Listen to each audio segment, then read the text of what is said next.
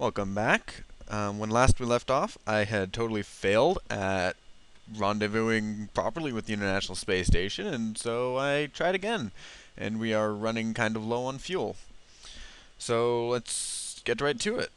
I'm gonna turn around, and when is dawn?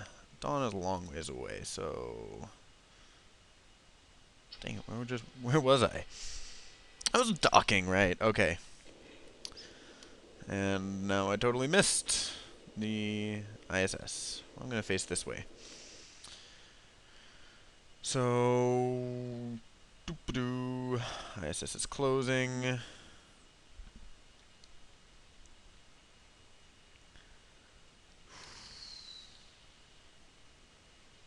And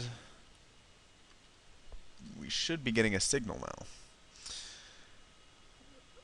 Comnav. Yay, we have signal. So, since I totally forget what the program was called, go down here, and we want Pro 300 Spec 0 for docking auto. So you can do this by using the keyboard. P for Pro 300, S for Spec 0, and C for clear, E for execute, enter for enter. Or you could go down here and enter it the keypad way. So Pro 300 Spec 0, enter, execute.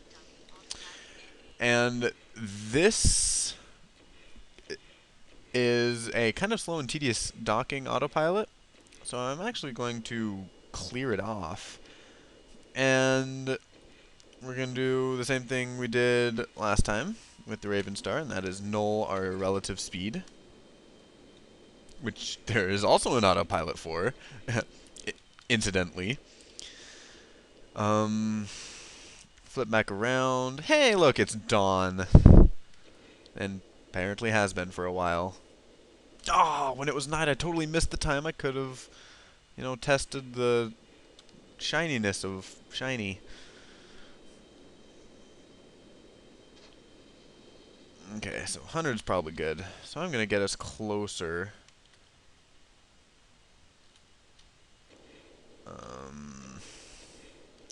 Yeah. By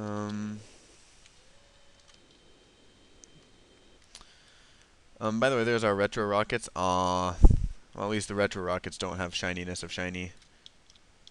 And no shininess of shiny. Okay. So speed up.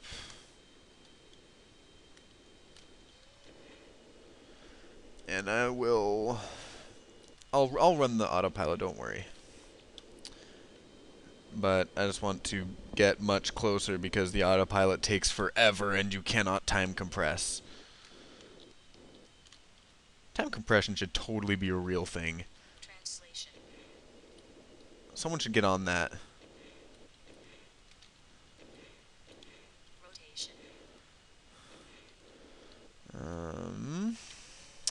I also have the tendency when I'm doing this to overshoot the ISS this way as well, like I did in the Raven Star. I guess I've already had my one allotment for overshooting stuff in this video.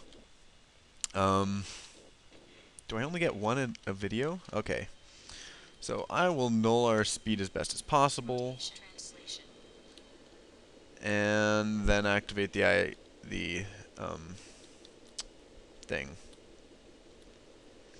Autopilot, that's the word I was looking for. And I'm actually going to, for reasons you will understand in a moment, go backwards. So Pro 300, Spec 0, execute. Progress step 0 is to null relative speed, which is why I went backwards, because otherwise I would have had to flip all the way around. And that takes time. So while this is running, I want to talk about the external view. And you may have noticed that sometimes I get angry at it, and it's like there's really weird trying to get it to face a certain direction, like when I was finding the Earth in the previous video. And the reason is because of this mode. So right now I'm in the global frame, which means I can rotate around the ship like this. And there's two other frames. There's target relative, which always, as you can see, it kind of keeps the ship in one little area. And you can go up, down, left, right. It's very good for ship-based things. But when you say you want to look at the International Space Station or the Earth from an odd angle or something like that, oh, that's it. Never mind. When you're pitching and rotating a lot, it can get dizzying because since it keeps with the ship, the background will twist and turn and move around, and if I wait long enough and expositionize maybe for long enough, then you will see this. Am I going to the absolute worst dock possible? I am. Oh well. One thing I should do really quick is open the nose cone. So there we go. Nose cone's opening. Happy, happy nose cone. So let's see. We're getting there. Yeah, I chose the worst dock ever. I wanted this dock over here. Oh well. It's a learning experience. And we can move over in a later video. Probably after we refuel. But we can't refuel too much because we have to stay under 1900 kilograms. Waiting, waiting, waiting. Anyone know good songs? Anyone? Any good jokes? No? Okay, fine. So here you can see we're kind of twisting around. Why are we doing this? What's happening? There we go. So it can get kind of dizzying to do this, or if I'm trying to like look at the International Space Station, I'm like, no, I wanna look at it. I wanna look at it. So the other frame is absolute direction, which will keep you facing one direction so long as the ship doesn't turn too much. And there are times when the ship turns too much and you get, oh, it rolls. That's right. So I'm facing the same direction, but it rolls, which can also get kind of aggravating. So I tend to stick with global frame, which always has you facing the same direction, always has you rotated the same direction. You can see the ship turning, but it also means you get kind of funky angles when you're trying to view things. But if that's the worst thing that I can say about it, then I'd say that's a good thing because it doesn't make me dizzy. So that's the two frames. Those can be cycled by pressing F2. I figured I should start talking about the keys I'm actually pushing for this. F2 cycles the modes. F1 changes from interior to exterior. F3 brings up the select spacecraft. F4 brings up the menu. I don't know what Fs 5 through 9 or F5 through 12 do. I know F9 stops the recording software as well as bringing up the zodiac constellations.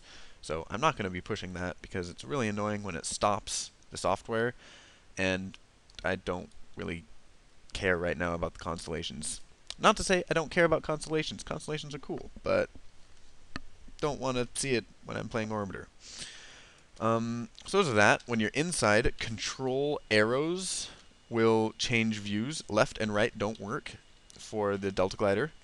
You can only go up, down, and down, and up. Time compression is T for going faster, R for going slower. I use the numpad for steering the craft in atmospheric mode. 2 is pulling up, 8 is going down, 4 and 6 are rolling, 1 and 3 are for the rudder, so that's, I think, slewing? No. So let's roll, pitch, and yaw. Yawing left and right. For the RCS mode, it's the same thing. 1 and 3 yaw left and right, 4 and 6 roll, 2 and 8 go up and down, or pitch. For switching between rotation and linear, you can use the knob or you can use the slash on the keypad, and that changes it to 6 and 9 go forward and backwards, 2 goes up, 8 goes down, and 1 goes to the left, 3 goes to the right. So there's that. Plus on the numpad is a full engines forward, minus is full engines backward, and asterisk or star is stop all engines. Stop all the somethings. Anyway, you can also use the control keys for that. Control plus will make your engines slowly go up.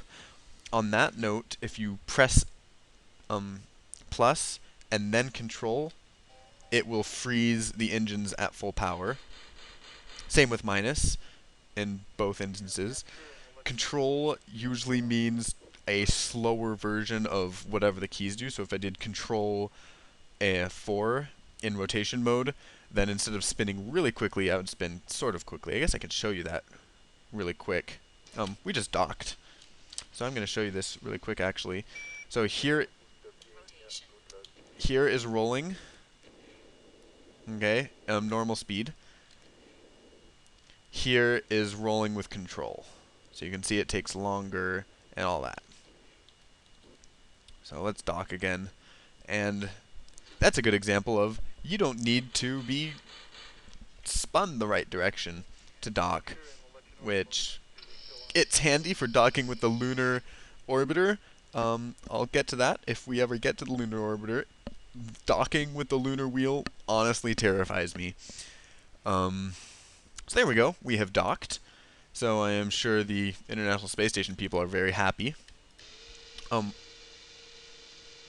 What I am gonna do... Why do I hear air escaping?